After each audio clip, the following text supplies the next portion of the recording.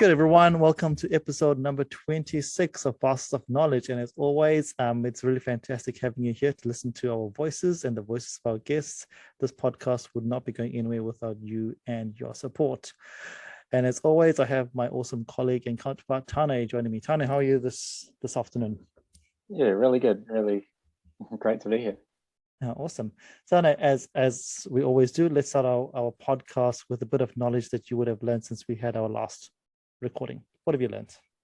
I think I've just been resonating on what Savannah said in her ending message, about being happy and being kind, and you reiterating how that goes hand in hand. But it's really good just to reflect on, she's gone on a path that, wasn't always what she wanted to do, but now she's living her best life. And I think that's cool to see, that she changed her journey and she adopted it. And I think sometimes when we take those opportunities, we have that moment where we don't feel as comfortable as we thought we should. But then we come to a realization that actually this is what I enjoy. So, for me, when I'm talking about going into my sub-warden role this year, I've still got that little bit of nervousness about the students coming and, am I going to be good enough and all those kind of worries. But you actually just have to get into the job, and sometimes there's only so much worry you can do and so much training you can do before, you just get into the job and actually do it. Yeah, and that's so true. You can read about things, you can listen to people saying things, but until you actually do it, it's not the same, right? I always use the analogy of, you watch a video on doing push-ups, for example, and that all looks amazing and so great. You've watched it a million times, but until you do a push-up, you have no idea what it feels like. So yeah, I'm sure you'll be fine when you get into it. What have I been learning, or what have I learned since our last podcast?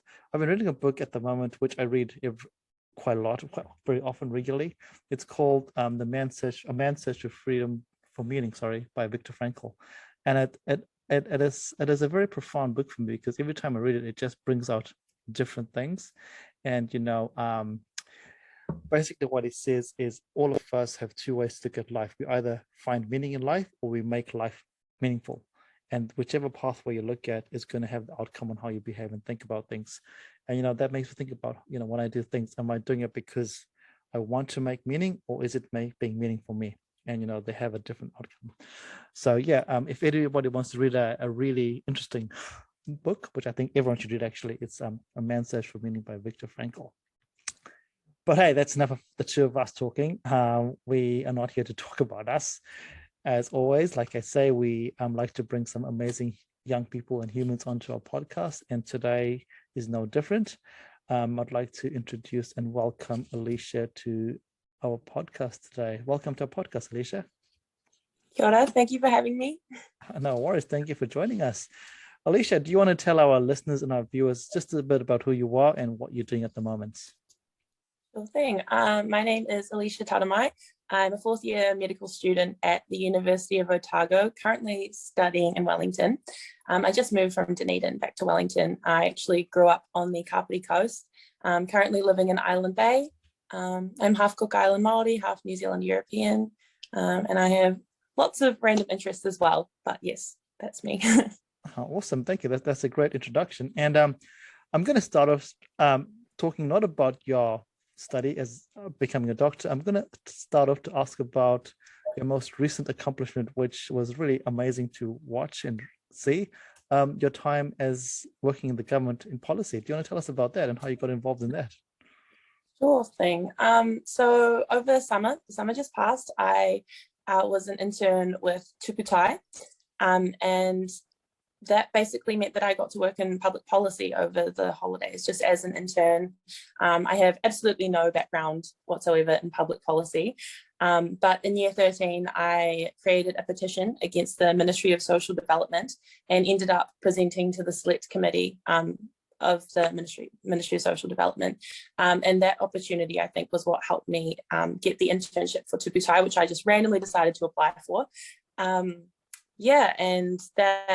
the internship basically just involved me going to work on the terrace every day, pretending to be professional, dressing up in professional clothes, and learning lots about policy. I realized I knew nothing about how it worked or what it was, and I got to meet so many amazing people I really enjoyed spending lots of time with the other Pacific interns. We all got to know each other really well through the Mana Moana course that was run by the Ministry for Pacific Peoples that helped us to connect to our own Pacific culture. So that was another aspect of the internship that I really appreciated. So yes, basically in summary, I learned about public policy. I did lots of random jobs for MSD over the summer. And I made lots of good friends with some cool Pacific Islanders from all around the country. And yeah, that was it. What an awesome outcome, of those three things. So, everybody would love to do that in their career pathways. But before we even carry on, what is Tuputai for our listeners and our viewers? What is that? What is that place? What is the organization? What do they do? So Tuputai, I believe, is a program run by MBIE, and it is created for Pacific people. All Pacific people can apply for it, and it basically just encourages our involvement in the policy pathways and the different government ministries. So it's a paid internship over the course of the summer. You apply as a Pacific person, you kind of state your interest in public policy and also in helping Pacific communities. And then they select a group of people. There was 37 in my cohort this year. And then they kind of disseminated us out among the different ministries based on where we chose as determined by our own personal interests, which ministries we'd like to be serving in.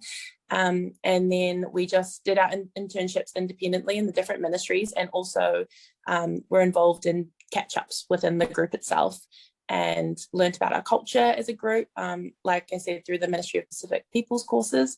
And also we were able to network with other influential Pacific people that also work in the government ministries as well. So Tuputai is a very highly regarded program among the different government ministries. And yeah, it's organized very well, and I would highly encourage other Pacific people that have any interest in policy or would like to know how government works, to just apply for it. Yeah, what an awesome opportunity, because like you said before, you had no background, nothing. You just had an interest maybe in year 13, which is a while ago for you, but you still said, hey, I want to give it a crack. And what's the worst that could happen? They could have just said no to you, but hey, who's going to say no to Aliesha? I don't know. So yeah, that's pretty awesome. So you've done that there, but let's step back a few years. Let's step back maybe 5 years or so. And Aliesha, you're up at Kapiti, you're finishing off high school, and you have a dream. What was that dream as you were finishing up high school? Yeah, in year 13, that was actually where I met Prajesh. So I started year 13 by doing the hands-on Otago course because I thought, I'm kind of interested in science and I like people, so maybe anatomy could be a cool thing that I'd like to do. Applied for hands-on Otago and discovered that might be a passion of mine, studying anatomy, and I really enjoyed being at the Otago campus. And yeah, that's where I met Prajesh. And then fast forward a little bit later, applying for the different universities, kind of thinking, okay, anatomy, okay, science, maybe health science, maybe Otago, maybe Auckland, I don't really know. Applying for everything, and asked a lot of questions when the Otago liaison came and had a chat. And then I started applying for the Study Link student allowance and loan, and that was when I thought that the Study Link student allowance criteria wasn't super great, and I thought it seems like it is excluding lots of people that I think should be getting it, including myself at the time. So I ended up creating a petition about that. And yeah, so in year 13 I did discover quite a few passions. I discovered passion for anatomy, passion for Otago, passion for Pacific people as well, because the Pacific community at my high school, which was Kapiti College, wasn't that big when I was there. We ended up starting up a tiny little poly club, Polynesian club, made up of 3 people, including myself, and we were trying to learn how to do some Samoan dancing. And I'm Cook Island, but it was a lot of fun. Also connecting with the other Pacific students through Hands on Otago was cool as well. And I also discovered a passion for policy and activism and making systemic changes in government. So big year for me, year 13. Yeah, and I reflect back and think about that, because I remember meeting hands on Otago, and then I also remember, because you're probably one of the most active people on that page, because I remember that's when you put up the petition on that page there to say, hey guys, do you guys want to? And I still remember that, and I was like, wow, look at this person, this young person that's just not afraid to reach out and just put it out there. And that just stands out for me as I was like, oh, this person is really, really, really just getting out there, which is fantastic. But a couple of things that I want to touch on there that you raised. So we have that there, but the big thing was about your Pacifica identity. You know, you mentioned that at school there wasn't many Pacifica. How was that? How was that for you in that environment? Was that, did you think about that, or was that something that you thought about as you after your experience at hands-on, where you met a lot more Pacific from around the country? Because for context for our listeners and viewers, and at this camp we have a lot of Pacifica that come from Auckland, which has a high Pacifica population, which is not the same as around the other parts of the country. Yeah, I think my Pacific cultural identity really has developed a lot since honestly starting high school, and a lot, especially in the last few years. But it was very difficult not having a lot of Pacific students around me in high school, not feeling very confident in my Pacific identity. Like, what does it mean? Is it important to me since I grew up in New Zealand?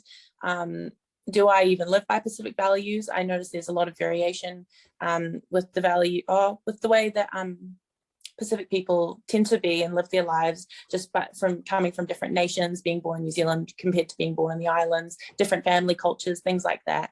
I remember at the beginning of year 9, when I started high school, I felt a very distinct moment where I had to decide if I was going to hang out with my Māori and Pacific friends, which were all kind of grouped together because the Māori and Pacific group at my high school at the time was quite small, or if I was going to hang out with my Pākehā friends. And I noticed a lot of stereotypes being quite prevalent among the high schoolers. And I think I've reflected on this since then. And I think what it boils down to is a lot of young people not being confident in their identity or their cultural identity specifically, and feeling like they need to grab onto certain stereotypes to feel accepted as a part of their culture. And that was something I noticed in the Māori and Pacific community at my high school. And so then I figured that if I wanted to strive for high academic goals, if I wanted to do well in school, if I wanted to achieve to my best ability, then I felt like I had to choose to spend more time with my Pākehā group of friends rather than the Māori Pacific group, which I feel like is quite sad. And I definitely don't think that if you're Māori Pacific, then you need to be failing at school. I'm very passionately now an advocate for Pacific excellence.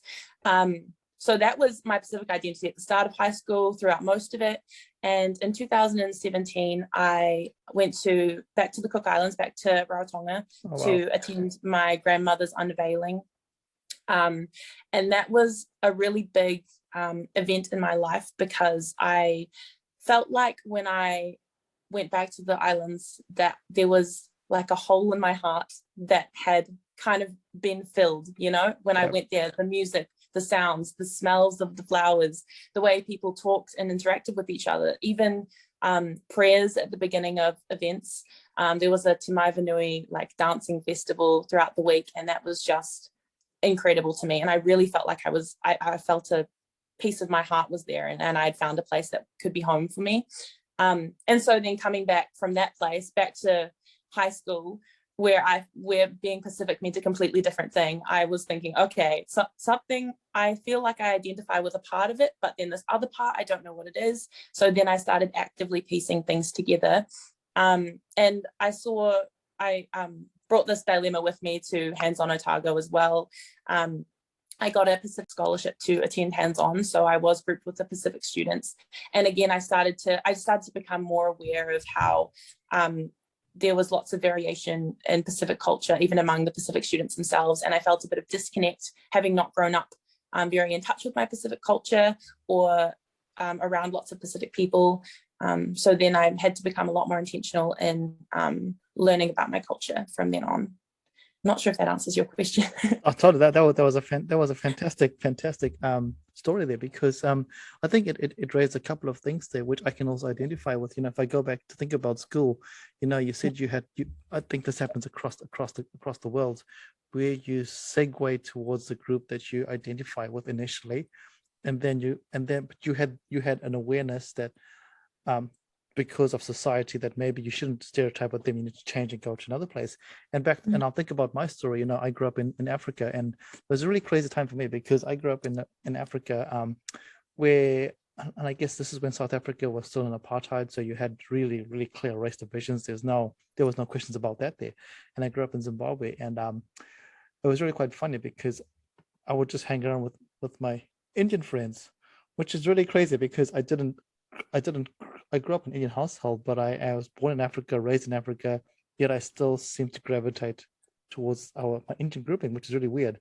And everyone just seemed to gravitate to their different class and culture groupings. And, as you go through and as you start growing up and you reflect back, you go, why did this happen? And it's just your external stereotyping that does that for you. And it just basically programs you to do that.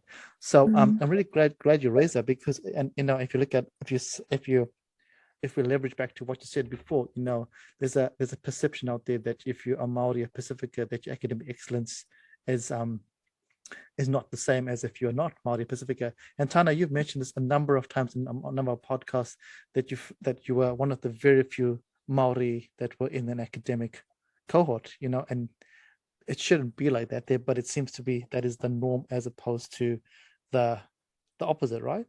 So Tana, do you want to jump in here as well? Because you would obviously have some say in that and how that affected you in your thinking.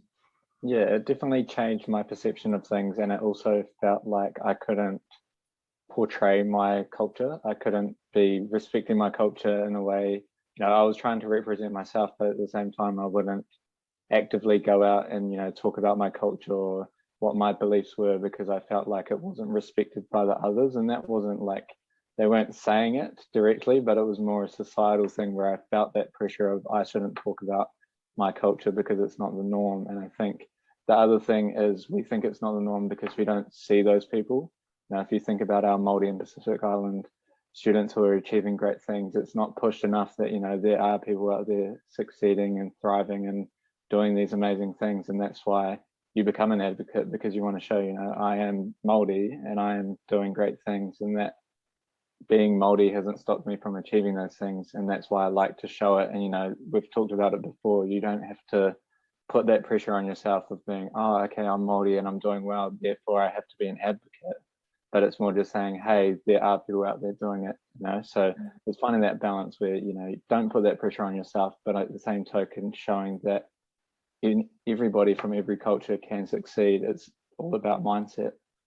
Yeah, it's mindset, also about breaking down those perceptions out there, because perceptions are just ideas, right? They're not real. Some of them are, but actually no perceptions are real. They manifest as reality because we make them real.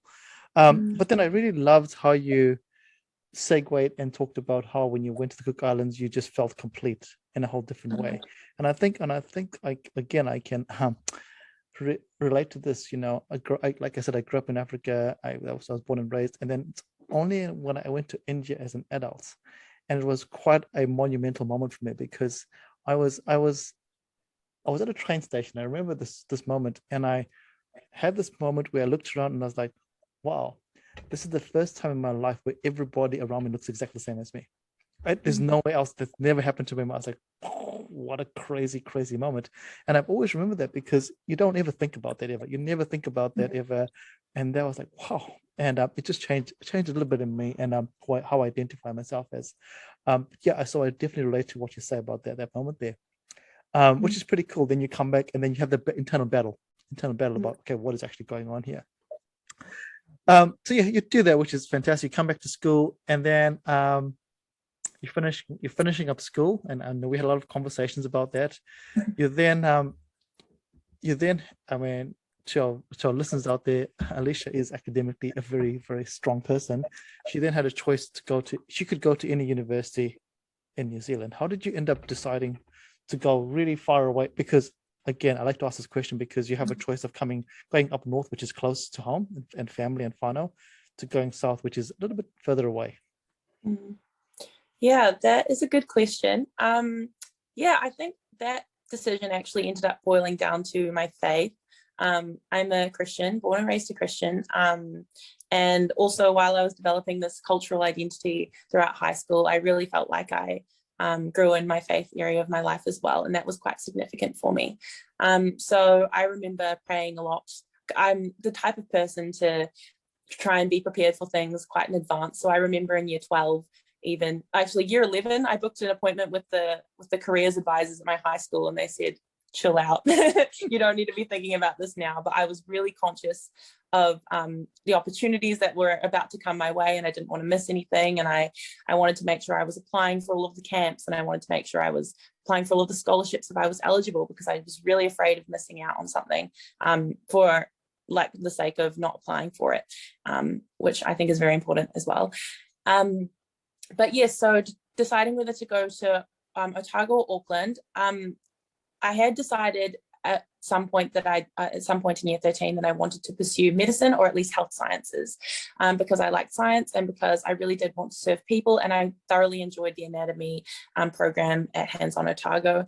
I actually applied for Hands On Otago and prayed before I did that and I asked God if he wanted me to go to Otago, that I'd really have a great time at the camp, or that I would get accepted first into the program, and that if he was going to provide the support for me, if I could also get a scholarship.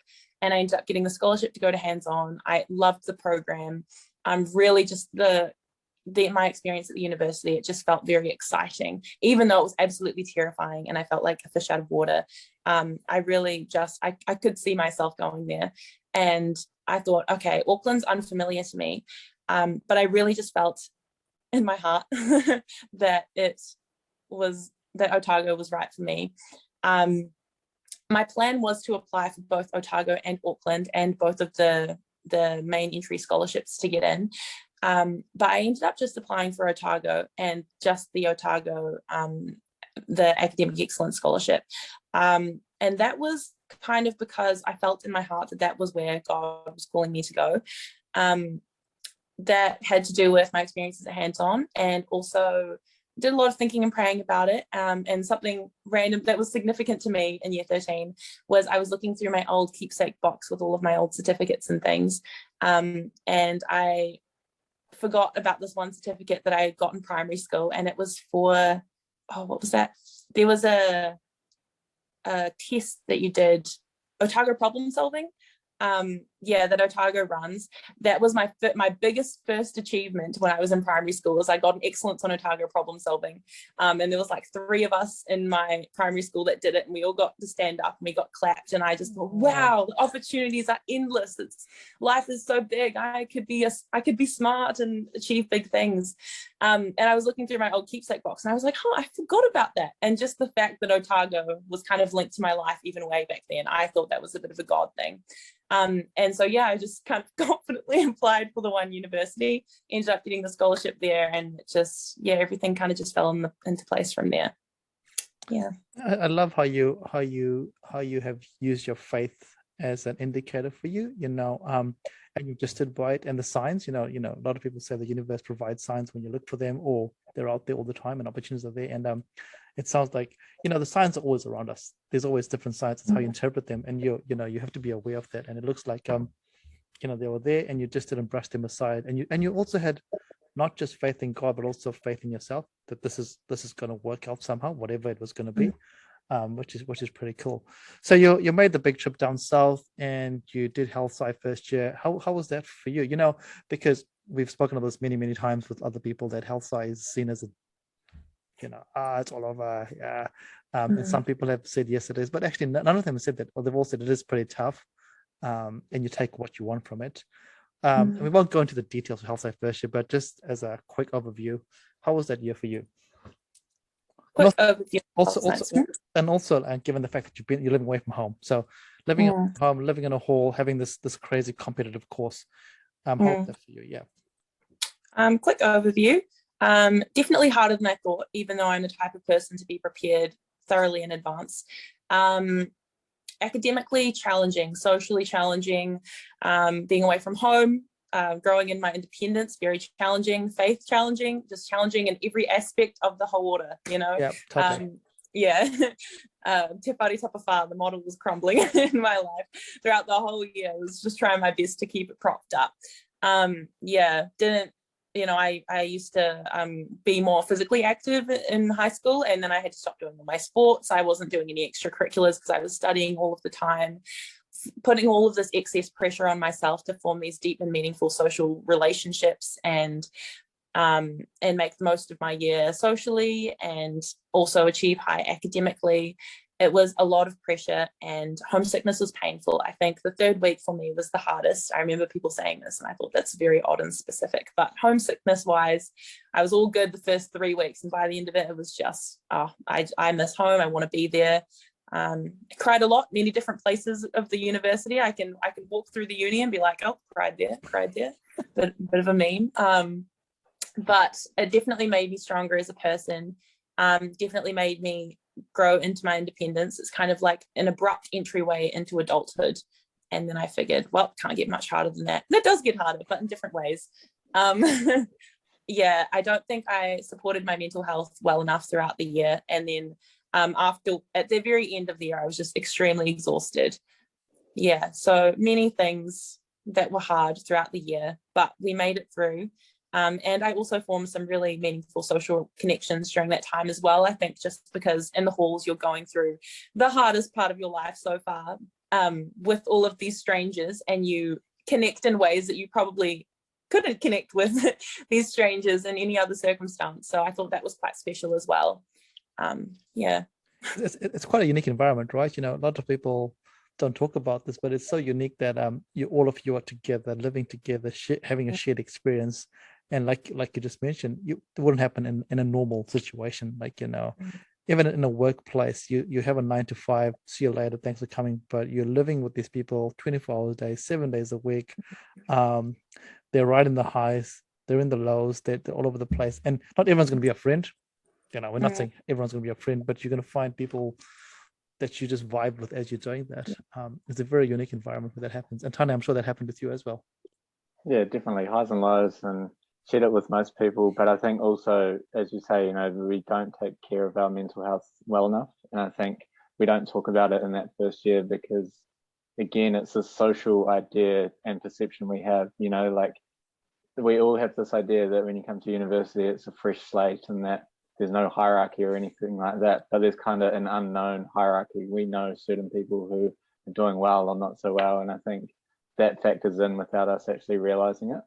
And so it was kind of like there were certain people I would talk to because they were in a similar boat, and we felt more comfortable talking to those types of people. So yeah, it's a hard time, a hard place to be, but as you say, you learn for the better, and it's an abrupt way, but sometimes you have to go in the deep end and learn to swim. And I always like to say it's really funny because everyone looks like they know what they're doing, but actually nobody knows what they're doing. Everyone's just making it up, and which is why it's so hard, because nobody actually wants to admit that actually I'm struggling. I mean, those that do it pretty quickly at the start, and others just fight through. Then this is a very tough year, but you were successful and you were offered a spot in medical school. And can I tell you when my next proudest moment of Aliesha was? So obviously number one was the study length thing. But Aliesha doesn't know this, but my next proudest moment was when I saw her getting awarded for having the highest score for Pacifica students in house first year, and I saw her name pop up, and I was like, oh, I recognize that person. And it was really, it's really interesting when you meet people along your journey and people just stand out, and seeing that was really, really quite an awesome moment for just a random who I was. How did that make you feel, Aliesha, and your family, I guess? Yeah, I really was not expecting that award at all. I didn't even know they did those awards because I was first year. Yeah, so I was very surprised, very, very surprised. I think just throughout the year, because I was quite hard on myself, I thought, I don't know, I just always kind of have the assumption that someone's doing better. Imposter syndrome, if you've heard of it. Yep. Everyone that achieves anything is in a pool of some with other achievers, they will also experience imposter syndrome, guaranteed. And so I was quite surprised. I thought, my parents were very proud of me, and I felt a little bit proud of myself as well, which was nice. And actually a funny thing about that experience too, I remember that same day I really wanted to buy some books. I think I was like, I really want to buy these books. I think they were anatomy books, and I added up the costs, and it was about $500. And I was just going about my day, and I was thinking about those books, and then I just felt like I should pray for the books, and I was like, dear God, please give me $500 so I can buy these books. And then I go to the thing that evening, and I was like, whoa. So I was also tripping out a little bit, and then it was a God is good moment as well. That's really awesome. But the big thing for me there was when you said you're proud of yourself. It's imposter syndrome, but you always forget to acknowledge the fact that, hey, I need to relish in this for a few moments and go, actually, yep, this is awesome for me as a person, which is really cool. And then tell us about, so your med school journey starts, and that's obviously at its own story. How's that been for you? And how's that gone for you so far? Yeah, medical school. Oh my goodness. I remember when I first got the notification that I had been accepted into med school, I wasn't as excited about it as I thought I was. I think mainly because I was just emotionally exhausted. Burnout, one of the symptoms of that means you can't celebrate your achievements to the extent that you might normally would.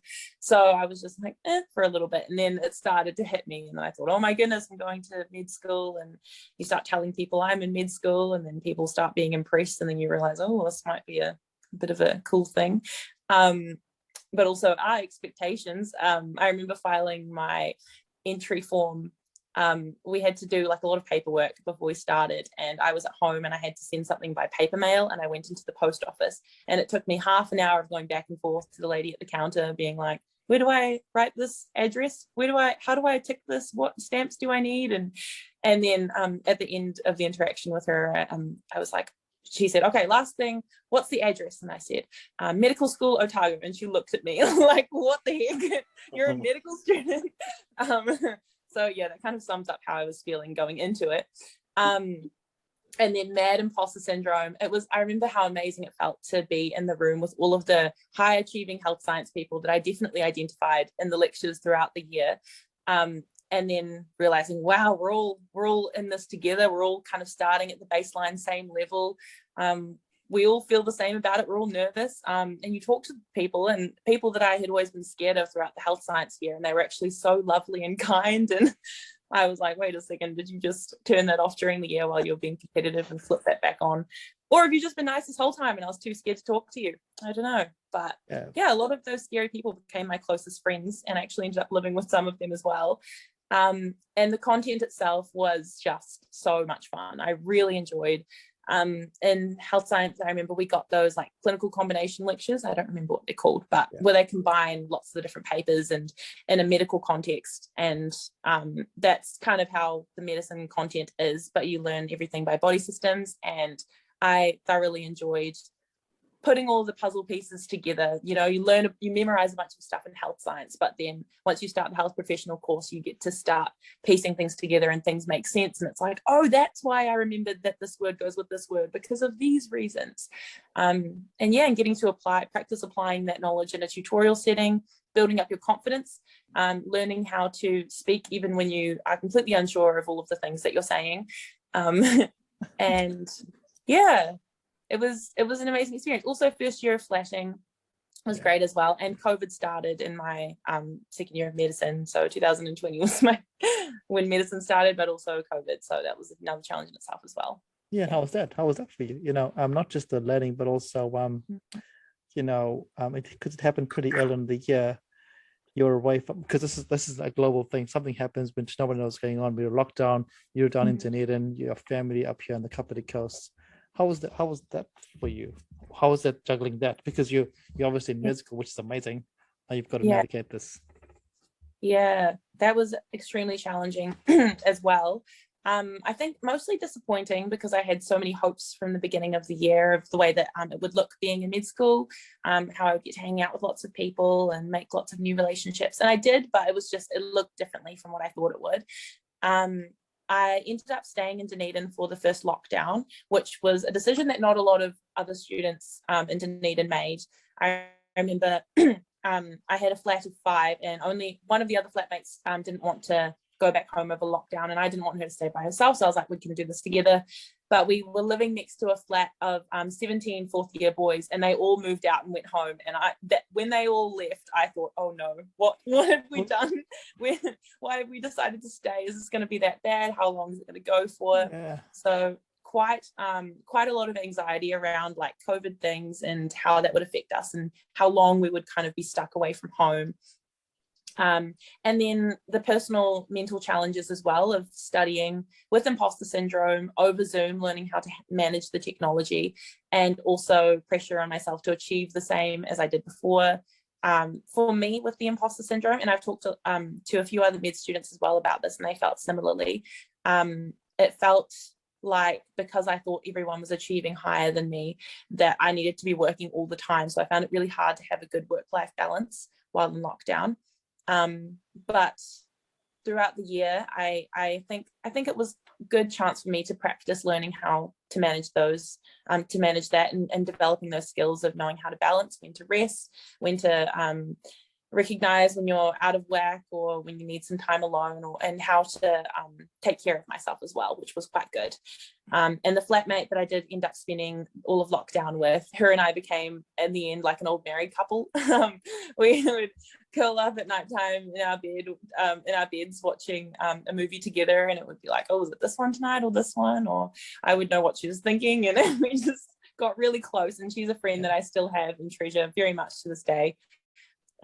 Yeah, so in some ways a very valuable experience, others quite disappointing, but character growth and is invaluable, and I really appreciate that part of lockdown. Yeah, it's really hard because now, I mean, lockdown has got pros and cons to it. Every one of us has went through that, because nobody knew. The whole world didn't know what was going on, and it was a scary time. But when you step back and reflect, for some of us, there were actually some good things that popped up. But at the moment, nobody feels that. You go, oh, why am I doing this here? Why am I working from home? Why am I Zooming?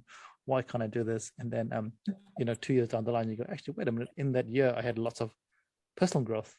And I felt that, and I'm sure Tana spoke about that as well. He had that as well.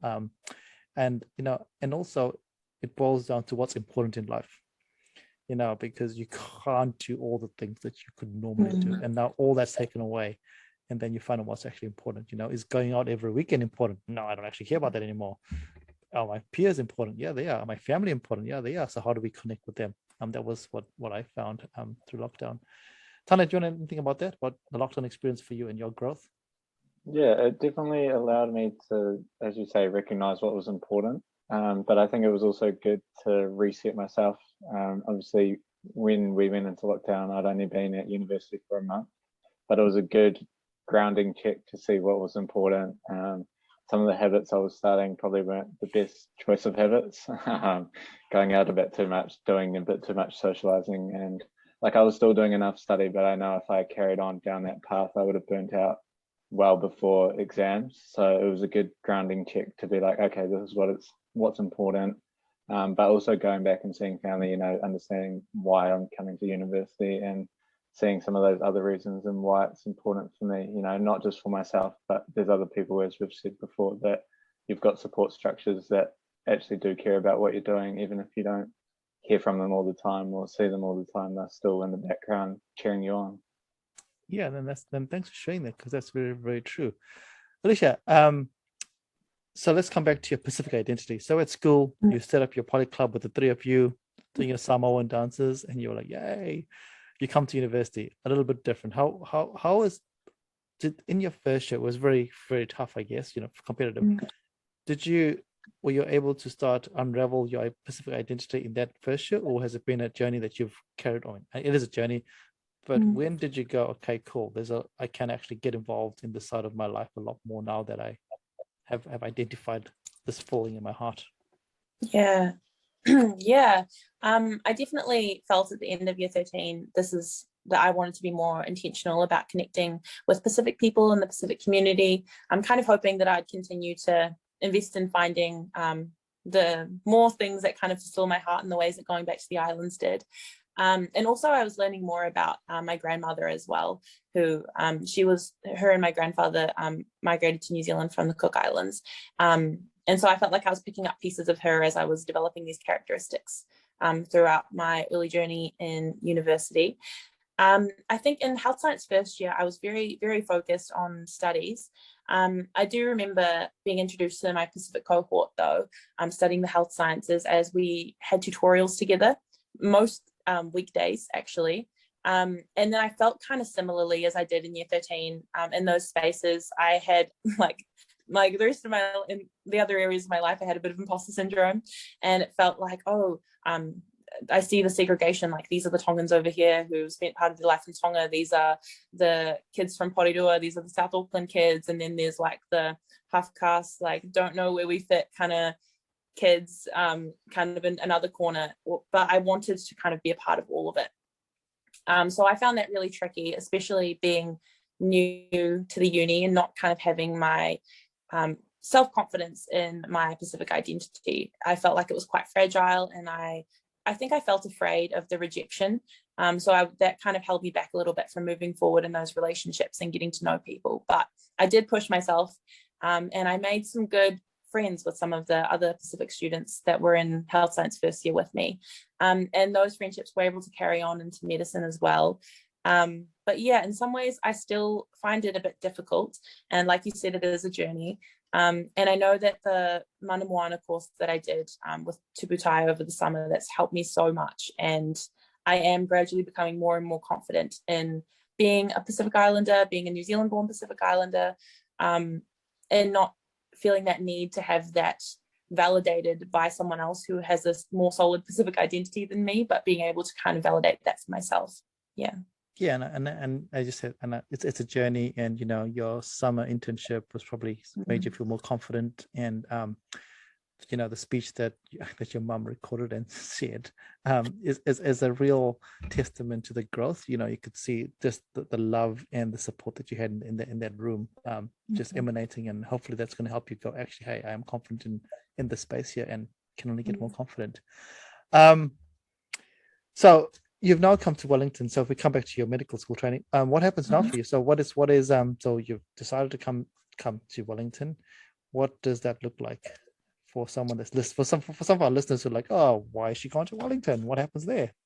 Well, the reason why I came to Wellington was because I kind of identified my main values in life.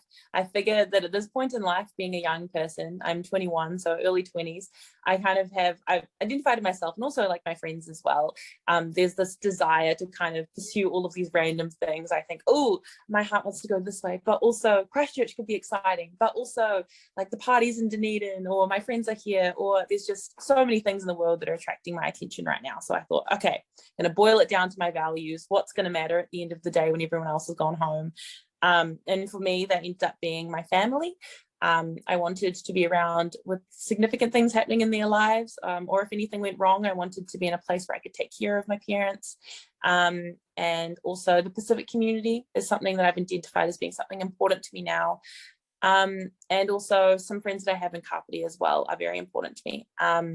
And based on mainly those reasons, I decided to come to Wellington, because I figured in the long term, Wellington is a place where I can see myself living in the future, at least for a period of time.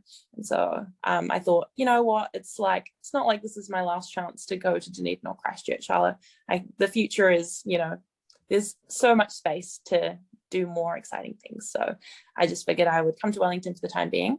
And so far that has been really good for me. I've been able to develop my relationship with my parents a little bit more. If you've moved out of home, you would probably relate to the dynamics between parents being a little bit different, and having to navigate those is a bit tricky as well, and creating boundaries. And those relationships changing was a bit challenging. But sorting through that has been helpful as well, and healthy for me and for my parents and those relationships. And I do feel at peace being here. I love the fact that I recognize the city, but it also feels like a new place for me because I've never lived here before. Yep. And so it's fun to have that aspect of adventure and excitement, being in the center of the country, the heart of the country, where everything's happening, and you've got Parliament and the Beehive and the main hospital, and Tuputai, I think, has just been an amazing experience as well. It has given me a lot of friends that also live in in Wellington. So yeah, that's how it's been for me at the moment. Is I am really enjoying being in the hospital, even though it is quite overwhelming in the first few days. and I'm enjoying exploring the city and also just spending time with people that I know and love already, and meeting new people as well. And it's kind of reassuring to think also that maybe the connections that I make with people, I'll be able to keep in my life for a longer period of time than the connections that I made in Dunedin, where we're all kind of moving around a lot and I didn't get to see them as much as I would have liked to. Yeah, and that's really awesome, because I love how you went down to values. It's so easy for us to make decisions based on material outcomes, and you went back to what are your values, what's important for you. And also, like you said, this is just a timestamp in your life. This is a period of your life, and you've been Wellington for who knows how long, but there'll be no regrets. You're like, cool, I based on values, happy days, and off I go, and opportunities will come, and things will happen. For our listeners out there, some of them they want to be doctors, and that's awesome and that's cool. And some of them are already doctors, because we're hoping this goes out to parents as well. What has it been like? What has it been like? Your the perception of a medical student versus the reality of a medical student. Because all of us have perceptions of different roles, and then when you do them, they're like either totally different. I don't think they're ever the same. They're totally different, or they are like, what is going on here? What is that like for you? What has it been like for you? I think my perception of medical students when I started university was that I thought that they had their lives all together, that they were extremely, extremely unattainably smart, that they knew what they were doing with the future, that they were confident in their abilities. What else? I think those were some main things. And it's crazy, because I think society does that for us, right? Society puts medical students on this pedestal, definitely, or rightly or wrongly, but this is what happens. Yeah. Do you have any other thoughts or things that you'd like to add? It's a bit like, like you said, when you're at the post office and you were just doing normal things, you're asking questions, and then the minute you said you're a medical student, they just judged you. They're like, oh, how can you not know these simple things if you want to be a doctor? Which is quite crazy. Like, just because you don't know how to fill out of this form with different things and stamps doesn't mean that you're not going to be a good doctor. But that's what happens, right? You're put into this pedestal. Exactly. Which is quite crazy. So you had that, though, you had those perceptions, and then you're actually a normal human being going through this process. And how did you feel through that there? How did you feel through that there? When you realized that the pedestal was actually just a pedestal? When I realized my expectations for myself were actually higher than what is actually expected of a medical student, that was quite comforting, actually. Awesome. And I think to see other medical students around my age that I highly respect, people that I met in health science that scared me, that comforted me as well, to know that they feel the same as me. They don't know what they're doing with their lives. We're all literally just following our passions, making the best with what we know, what we feel, where the best direction to go is in life. But no one knows, like, this is the early 20s. And I feel like the biggest thing that I've learned in med school in terms of how I need to behave is that confidence really is key. And I think there is I have this story one time last year when I was in lockdown. We were on a Zoom, and there was one person in one of my classes who was known for being very confident, almost borderline cocky, and the tutor said, oh, does anyone know what the side effects of this drug are? And then this person says this and this, and what did he say? Chromosomal abnormalities, which is a very long little spiel, but he said chromosomal abnormalities. And then throughout the rest of the tutorial, people were saying, oh, and this drug, which has the side effect of chromosomal abnormalities. And it kept coming up throughout the tutorial. And the whole time I was thinking, oh my goodness, I don't remember learning this. Like, I didn't know that was the side effect of this drug. Did he have it on a flashcard? How did he know this? And then it got to the very end of my tutorial, and my tutor says, by the way, you guys keep saying that chromosomal abnormalities are a common side effect of this drug. Where is that from? And then everyone looks at this one person who said it first, and he didn't actually know. He wasn't sure, and he just kind of made it up or threw it in there. And all of us had just kind of confidently copied what he said.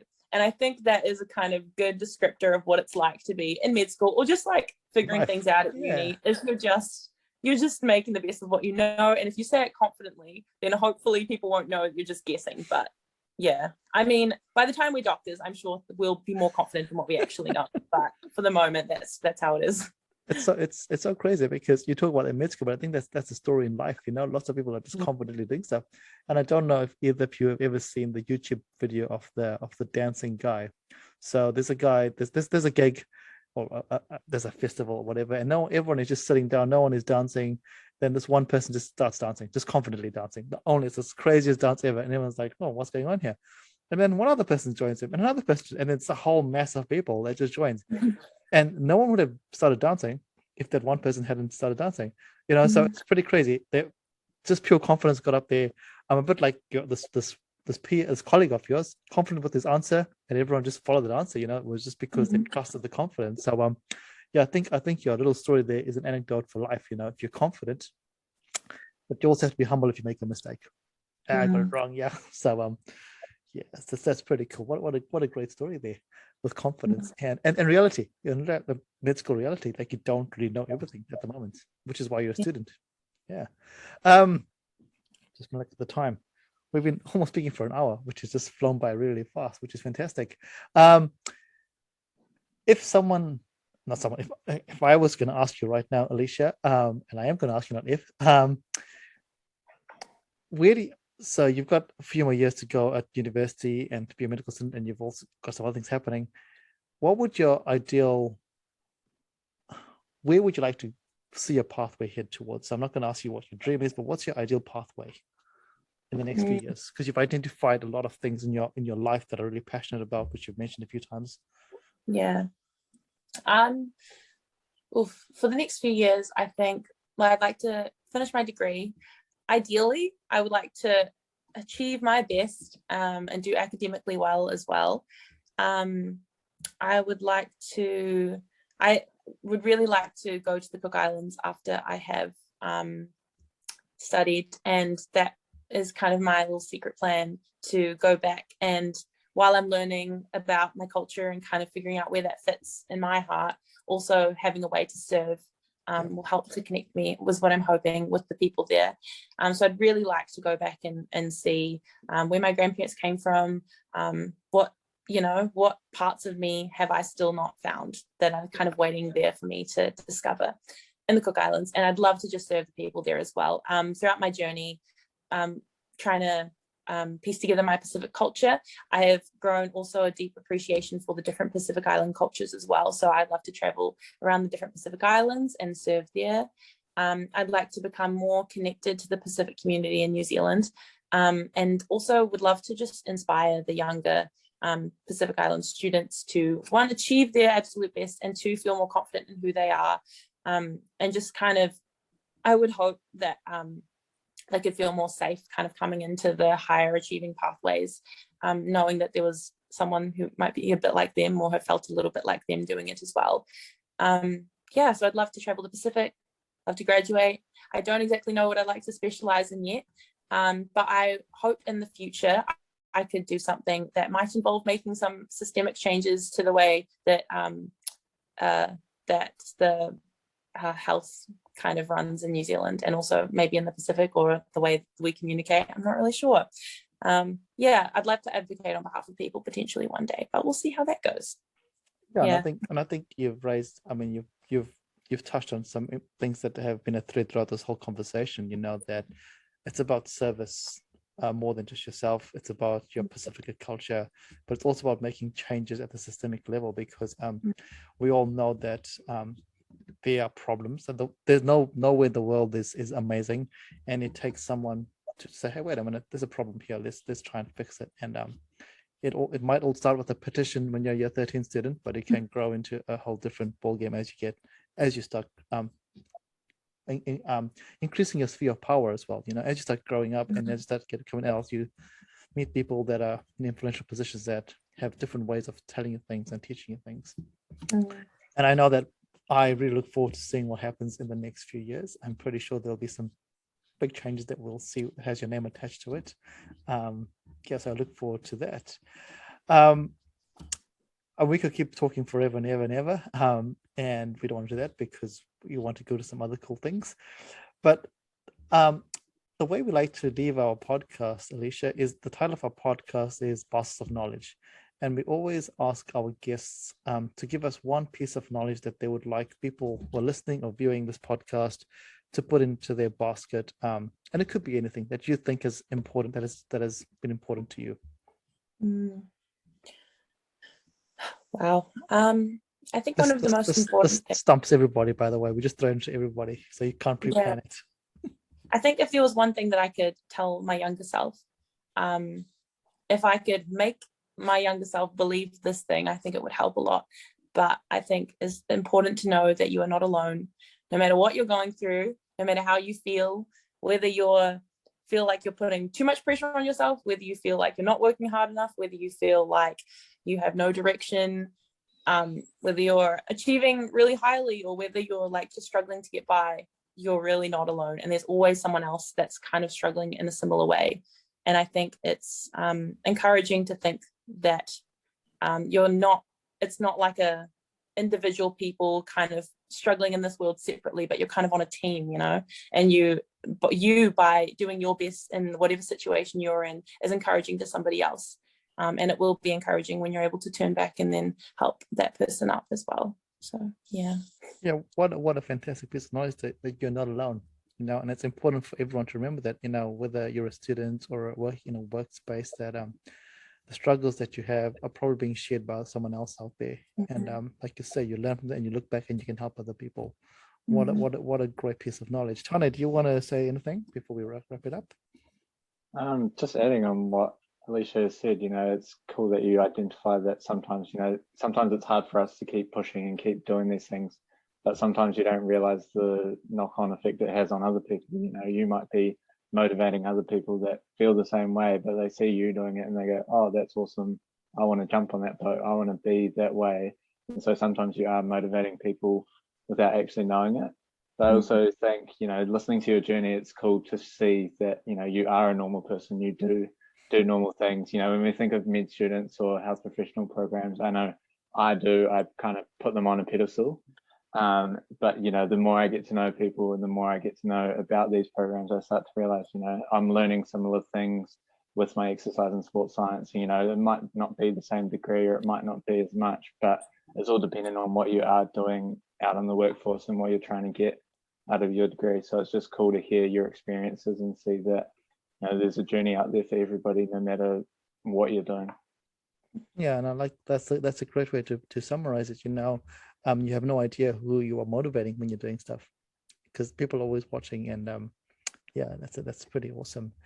Aliesha, thank you so much for being on this podcast today. It has been really fantastic for me catching up with you again, but also learning about what you've done and what awesomeness you've done, and just your story. And I'm sure listeners and our viewers out there will learn a lot from this conversation. Thank you very much for being on here. Thank you so much for having me. No worries at all. To all our listeners and our viewers, thank you for tuning in. As always, this podcast would be nowhere without you. So thank you again. Please share it with people you think would gain something from this podcast. Like, subscribe, comment, and we'll catch you next time. Until then, make sure you find something to put into your basket of knowledge. Bye, everybody.